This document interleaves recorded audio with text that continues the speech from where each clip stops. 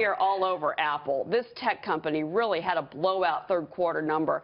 Those earnings setting the stock to an all-time high. Yeah, up 6%. And look, Tracee Carrasco is joining us now with more on this. We could see Dow 22K because Apple, a big part of the overall market, is popping today. They had good earnings. Absolutely. You know, the June quarter is usually its slowest, but it was a solid earnings report for Apple, which exceeded Wall Street's expectations. Apple sold 41 million iPhones during the June quarter, up 2% from the same period a year earlier. It also saw a 15% increase in the number of iPads sold after several quarters of declines.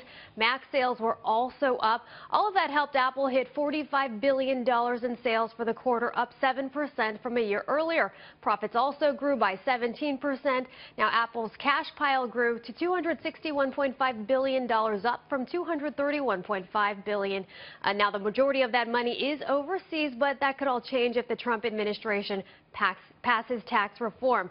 And for those 3 Apple plants in the U.S. the president alluded to last week, CEO Tim Cook said, quote, "We'll have some things that we'll say about that later in the year." Now, let's get to that iPhone 8. When will it be released? Apple said it expects sales for its fourth quarter, which ends in September, to come in as high as $52 billion. That estimate suggests Apple is likely to launch its newest iPhone model in September, despite earlier rumors of a possible delay.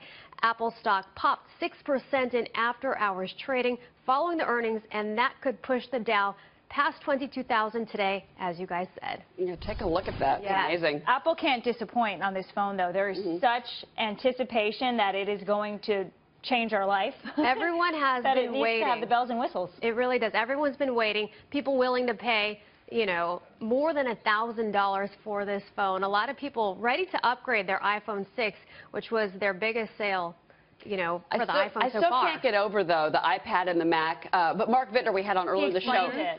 He explained that basically that you're looking at small businesses. People are going to iPad as a point of sale, that transaction point for retailers, and that's what's actually powering. I thought that was fascinating and a great point. Replacing the cash register, if you will. A lot of school districts also using iPads, buying them in bulk. So, Tracee, thank you. Thanks, guys. All right, great stuff on Apple.